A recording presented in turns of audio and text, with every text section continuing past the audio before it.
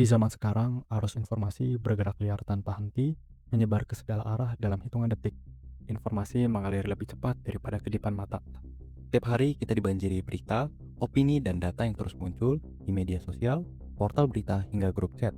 Informasi mengalir begitu cepat membentuk cara kita melihat dunia, di mana sekali scroll, ratusan narasi melintas di depan mata, bercampur antara fakta dan ilusi.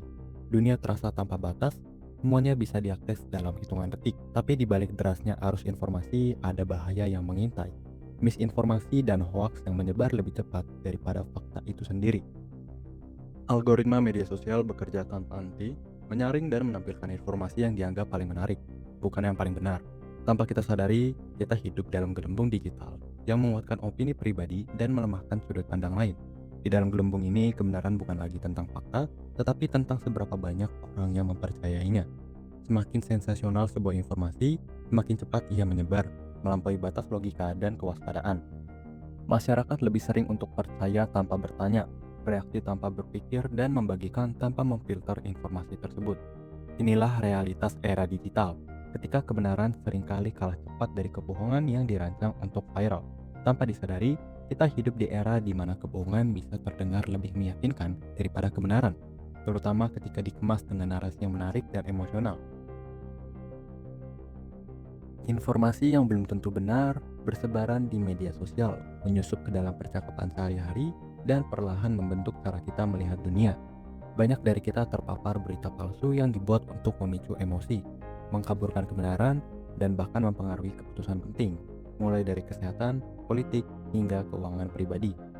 Dampaknya ini tidak bisa diremehkan. Keputusan yang didasarkan pada informasi yang salah bisa berujung pada kesalahpahaman, ketakutan yang tidak perlu, atau bahkan kerugian besar. Dari isu kesehatan yang mempengaruhi pilihan pengobatan, hingga politik yang menentukan arah kebijakan suatu negara.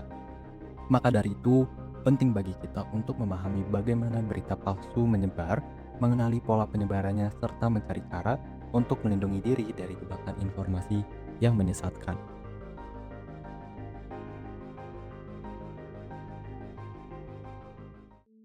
Sebelum kita masuk lebih jauh, kita perlu mengenal terlebih dahulu beberapa istilah kunci.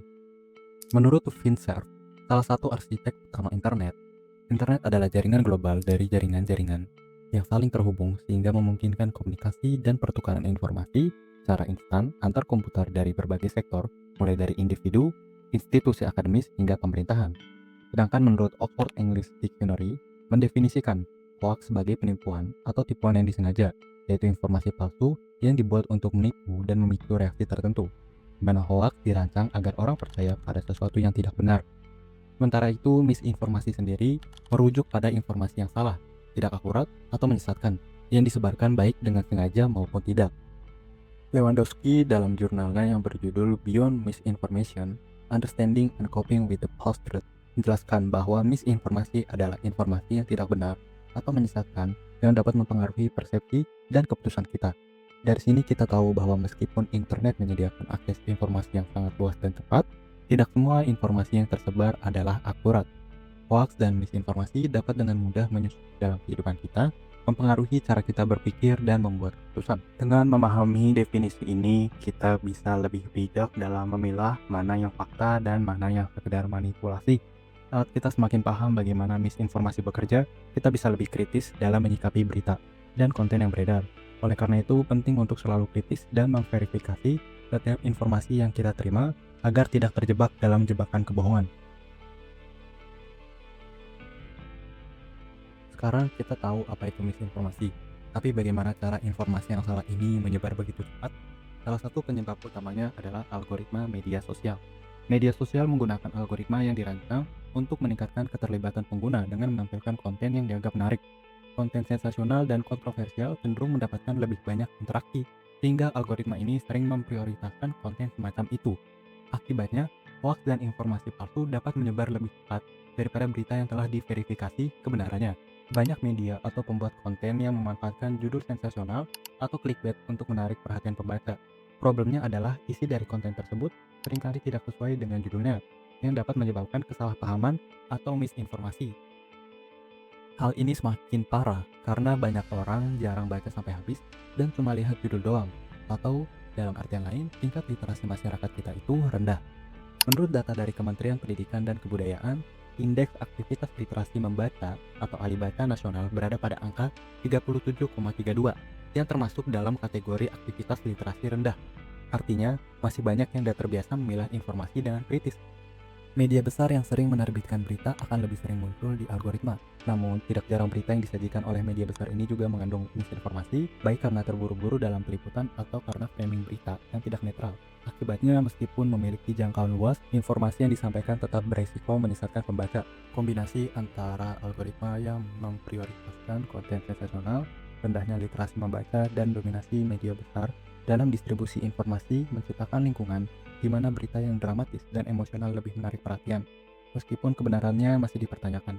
Kondisi ini memudahkan penyebaran hoaks dan misinformasi di masyarakat.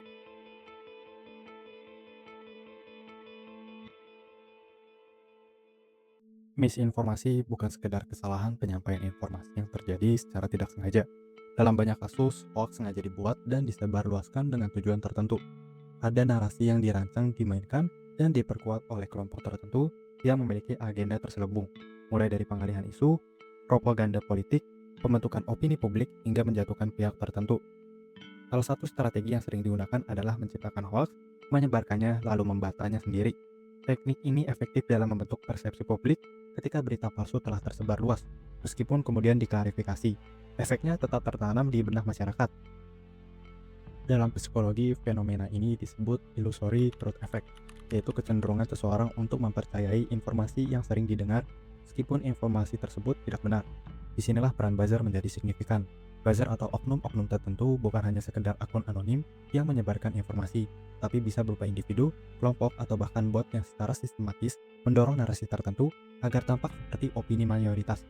Dengan ribuan akun yang bekerja bersamaan, mereka mampu menciptakan tren yang terlihat alami, padahal sebenarnya telah dikendalikan untuk mempengaruhi opini publik. Mereka dapat menggiring persepsi dengan memperkuat framing media, atau bahkan menyerang pihak yang berusaha meluruskan informasi. Lebih jauh lagi, jika media dikendalikan oleh pihak tertentu, membedakan antara berita asli dan misinformasi menjadi semakin sulit. Hoax yang disebarluaskan secara masif oleh berbagai media dan akun media sosial menciptakan efek bandwagon, di mana orang cenderung mempercayai sesuatu hanya karena banyak orang lain juga mempercayainya.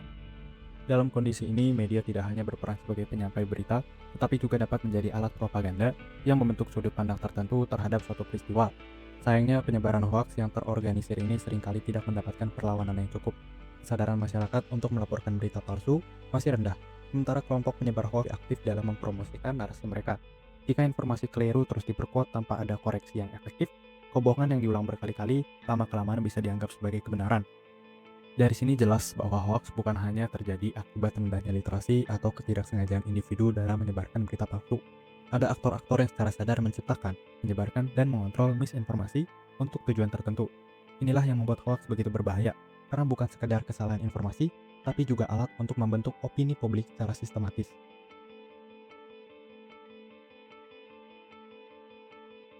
Misinformasi itu bukan cuma sekedar salah paham, tapi bisa berdampak besar di kehidupan nyata. Hoaks bisa menyebabkan kepanikan, perpecahan, bahkan mengundang ekonomi, dan seringkali tanpa sadar kita sendiri ikut menyebarkannya. Di dunia kesehatan misalnya, hoaks bisa berbahaya banget. Misalnya saat pandemi COVID-19, banyak teori konspirasi soal vaksin yang beredar. Ada yang bilang vaksinnya berbahaya, ada juga yang percaya kalau itu cuma alat kontrol populasi. Padahal vaksin dibuat untuk melindungi, bukan mencelakai. Tapi karena misinformasi lebih cepat menyebar daripada fakta, banyak orang ragu, akhirnya nggak mau divaksin, dan akibatnya penyebaran virus makin panjang, korbannya juga makin banyak. Dalam politik misalnya, hoax sering dijadikan sebagai alat buat menggiring opini publik. Kali ada berita yang menyerang lawan politik, meskipun udah dibantah, jejaknya tetap ada. Masyarakat jadi terpecah, saling serang, dan akhirnya malah sibuk debat soal sesuatu yang gak benar.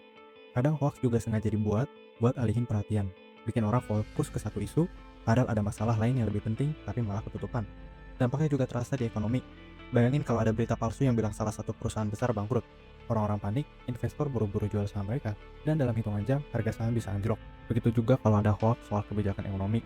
Masyarakat bisa panik, buru-buru tarik tabungan, atau malah panik buying barang-barang yang sebenarnya nggak perlu.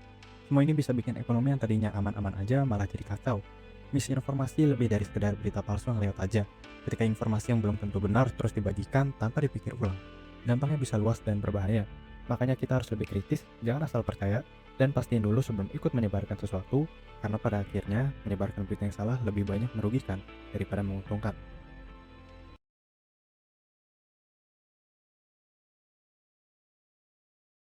Jadi gimana kesimpulannya? Saat ini kita semua hidup dalam lautan informasi yang bergerak begitu cepat. Setiap hari ratusan berita melintas di layar kita, tapi nggak semuanya bisa dipercaya. Fakta dan kebohongan sering bercampur jadi satu dan tanpa disadari, kita bisa ikut menyebarkan sesuatu yang sebenarnya salah. Salah satu langkah utama dalam mengatasi misinformasi adalah dengan meningkatkan literasi digital. Jangan langsung percaya dengan apa yang kita lihat di internet. Skeptisisme itu perlu. Informasi yang tersebar di dunia maya tidak selalu benar, jadi selalu lakukan verifikasi sebelum mempercayainya. Jangan hanya membaca judul atau cuplikan singkat, tapi periksa sumbernya. Apakah berasal dari media yang kredibel? Apakah ada bukti yang mendukung klaim tersebut? Selain itu, kita bisa gunakan alat pengecekan fakta seperti website Stormback Fact atau Cek Fakta untuk memastikan kebenaran suatu informasi. Banyak hoax yang sebenarnya sudah dibantah, tapi karena masyarakat malas mencari tahu, berita palsu tetap beredar. Biasakan untuk berpikir kritis dan bertanya, apakah informasi ini masuk akal? Apakah ada data pendukung yang bisa dipercaya? Jika jawabannya tidak jelas, jangan buru-buru menyebarkannya, dan jangan buru-buru langsung percaya. Masyarakat juga harus berhati-hati dengan judul yang provokatif dan gambar yang menghebohkan. Banyak berita hoax sengaja dibuat dengan judul bombastis agar menarik perhatian, padahal isi beritanya seringkali berbeda dari kenyataan. Sebelum bereaksi atau membagikan sesuatu, pastikan informasi yang diterima benar-benar akurat. Pada akhirnya, misinformasi bukan hanya tanggung jawab media atau platform digital, tapi juga tanggung jawab kita sebagai pengguna internet. Jika ingin dunia informasi yang lebih sehat, kita harus mulai dari diri sendiri. Jangan mudah terprovokasi, jangan percaya semua yang ada di internet, dan jadilah penyebar informasi yang bertanggung jawab. Tapi ingat, hati-hati di internet. Apalagi seperti yang pernah dikatakan Abraham Lincoln pada 2 Juni 1861. The problem with information that you read on the internet is that it is not always true. Sampai segini video dari gue, terima kasih yang udah nonton. Sampai jumpa di pembahasan selanjutnya.